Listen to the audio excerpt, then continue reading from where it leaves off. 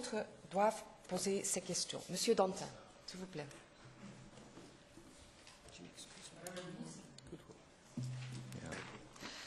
Vous affirmez à plusieurs reprises dans les réponses qui nous sont parvenues hier au soir aux questions écrites que l'article 5 relatif au dispositif d'invalidation n'est pas suffisamment clair, en particulier les conditions de dérogation.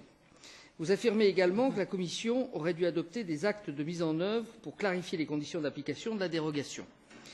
Le gouvernement a-t-il soulevé ce problème d'ambiguïté auprès de la Commission européenne et si oui, quand? Sinon, pourquoi? Si oui, quelle a été la réponse qui vous a été fournie par la Commission? Et qu'est-ce que la France fait comme proposition à la Commission européenne aujourd'hui pour clarifier la législation? Alors actuellement, pour répondre à cette question, nous discutons avec l'Allemagne pour faire une proposition commune. Il est évident qu'il faut que ça bouge. Et donc dès que nous serons mis d'accord avec l'Allemagne, nous ferons un courrier commun à la Commission pour que ces choses évoluent. Mais les positions françaises que vous essayez de vendre à l'Allemagne actuellement portent sur quoi? Sur l'article 5. Mais plus précisément. Sur l'encadrement. Plus précisément. Sur ce que vous venez de dire, sur l'encadrement, sur le dispositif technique.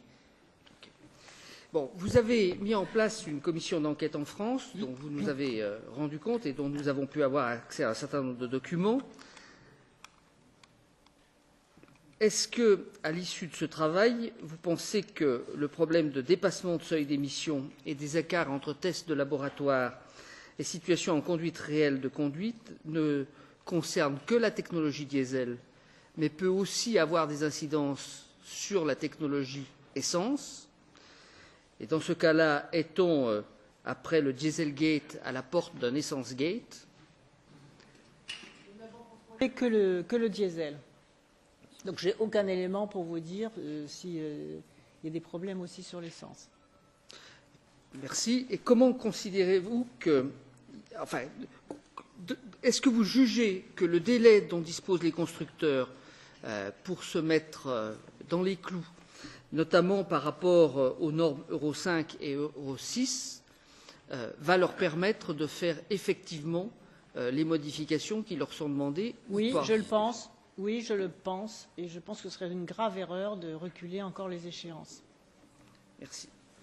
Ok, merci beaucoup.